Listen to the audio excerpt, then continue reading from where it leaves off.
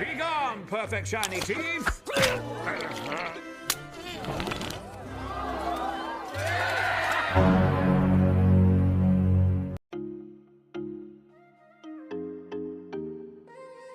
Halo people rebahan santuy, back with me Manggaul in the here.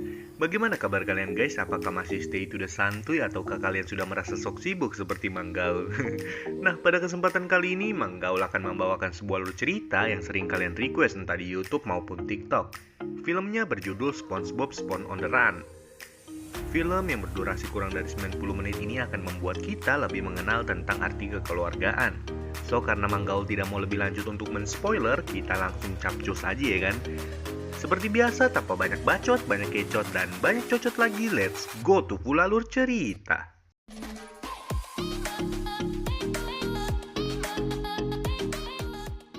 Film ini diawali dengan diperlihatkannya sebuah kota yang bernama Bikini Bottom.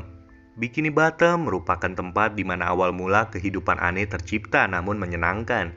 Contohnya seperti tupai ini atau yang kita lebih kenal dengan nama Sandy. Sandy merupakan makhluk darat yang hidup di air dan sangat suka dengan hal yang berbau sains. Selain Sandy juga terdapat kepiting merah atau yang lebih kita kenal dengan nama Tuan Crab. Tuan Crab adalah salah seorang yang sangat tergila-gila dengan uang. Tak heran beberapa kali Tuan Crab terciduk melakukan hal-hal aneh dengan uangnya. Kehidupan di sini sangatlah damai, terkecuali bagi Paman Gurita aka Squidward. Setiap hari ia selalu diganggu oleh tokoh utama di film ini. Siapa sih yang gak kenal sama SpongeBob dan Patrick ya kan? SpongeBob juga memiliki peliharaan bernama Gary. Setiap pagi SpongeBob selalu mengajak Gary untuk pergi jalan-jalan.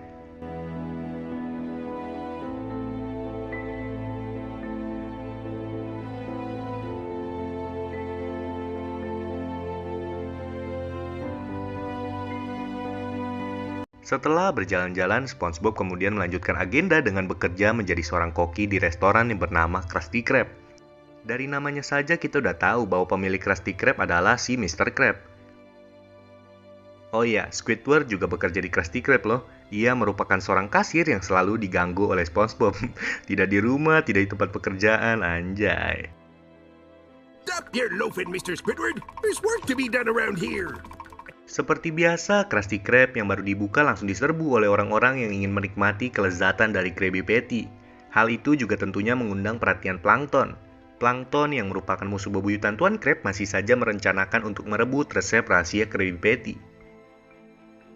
Oh iya, ada rumor gelap yang mengatakan bahwa resep rahasia Krabby Patty adalah daging kepiting. Ayo loh. Namun itu hanyalah konspirasi gelap. Oke, kita lanjut. Karen selaku istri Plankton menasihati Plankton bahwa sebenarnya yang menggagalkan misi Plankton bukanlah Tuan Crab, melainkan SpongeBob. Di saat yang bersamaan Sandy datang ke Krusty Krab. Usut punya usut, Sandy ingin menawarkan kepada Tuan Crab hasil karyanya. Name is Otto.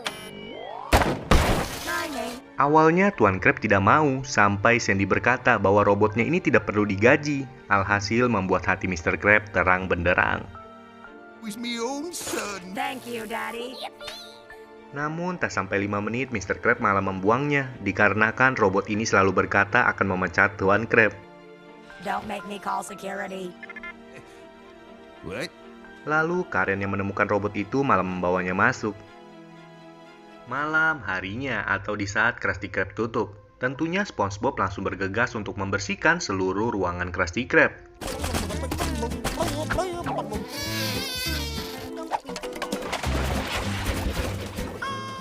Setelah selesai membersihkan, SpongeBob pun pulang. Namun siapa sangka, Plankton ternyata berada di dalam toples acar. Plankton bersama peralatannya kemudian menganalisa Krabby Patty dengan tujuan untuk mengetahui resep yang terkandung di dalam daging Krabby Patty. Awalnya sih lancar jaya, sampai tiba-tiba SpongeBob datang kembali karena kelupaan kunci rumahnya. SpongeBob yang kembali membuat Plankton terjatuh ke sebuah alat pemotong kentang, dan di sini Plankton sadar ternyata benar SpongeBob lah orang yang selalu menggagalkan rencananya. Di satu sisi atau lebih tepatnya di kota Atlantis terdapat satu raja yang bernama Raja Poseidon. Suatu hari Raja Poseidon sadar bahwa di mukanya terdapat kerutan. Lantas spontan ia menyuruh bawahannya untuk mengambil siput. Usut punya usut, lendir siput merupakan rahasia dari kemulusan wajah Raja Poseidon.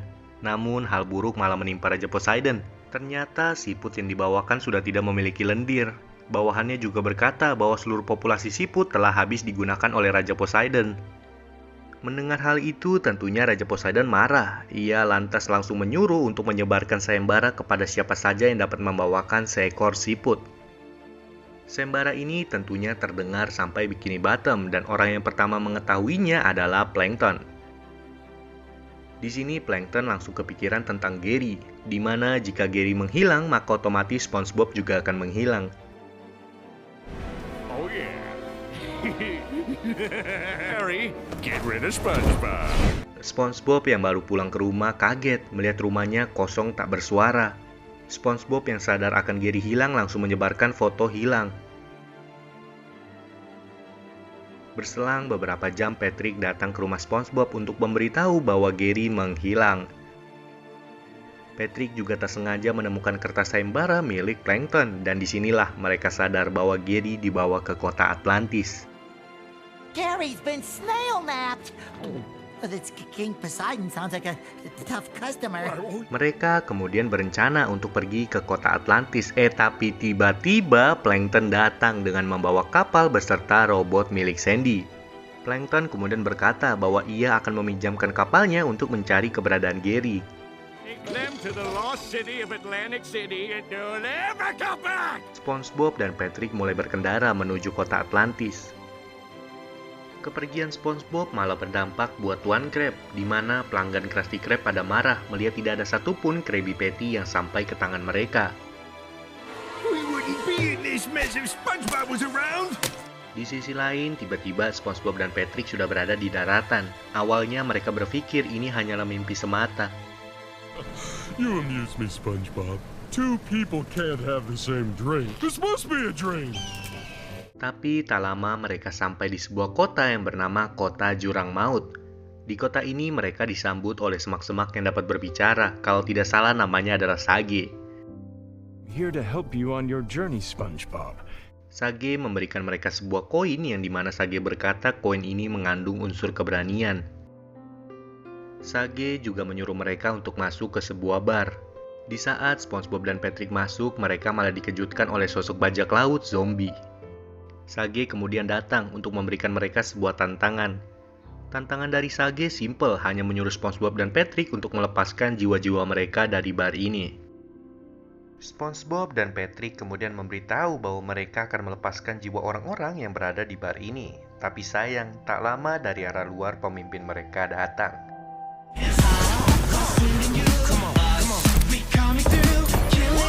What did I tell you about dancing when I'm not here? Pemimpin mereka yang bernama El Diablo malah menyuruh SpongeBob dan Patrick untuk ditangkap. El Diablo kesal karena mengetahui niat dari kedatangan SpongeBob dan Patrick. SpongeBob dan Patrick yang terlepas tak sengaja membuka tirai dan membuat El Diablo menjadi debu tak bersisa. I think the curtain rod needs some oil. Hal yang mengejutkan kembali datang. Tiba-tiba para kru zombie malah berterima kasih kepada SpongeBob dan Patrick. Dan ternyata dengan kematian El Diablo maka jiwa-jiwa mereka terlepas dari bar ini. Pantesan El Diablo marah, anjay mabar. Setelah selesai berurusan dengan para zombie, SpongeBob dan Patrick melanjutkan perjalanan mereka. Di tengah perjalanan, tiba-tiba Sage memperlihatkan sebuah cermin yang berisikan tentang keberadaan Gary. Di sini tampaknya Gary diancam oleh Raja Poseidon, di mana jika Gary tidak memiliki lendir, maka ia akan bernasib sama dengan siput-siput yang lainnya.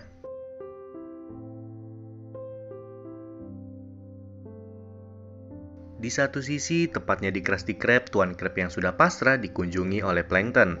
Plankton di sini bercanda meminta agar Tuan Krab memberikan formula resep rahasianya secara cuman-cuman. Namun betapa terkejutnya, Tuan Krab tanpa perlawanan malah memberikan resep rahasianya kepada Plankton. Tentunya Plankton kesal sekaligus marah terhadap sikap Tuan Krab yang sekarang begini. Oh, Plankton, I wouldn't expect you to understand. Wait. You're giving up? Kembali kepada SpongeBob. Sekarang SpongeBob dan Patrick sudah berada di depan pintu masuk kota Atlantis.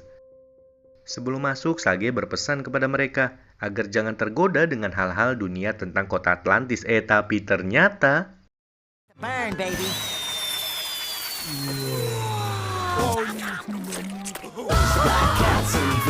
Yeah, what's up?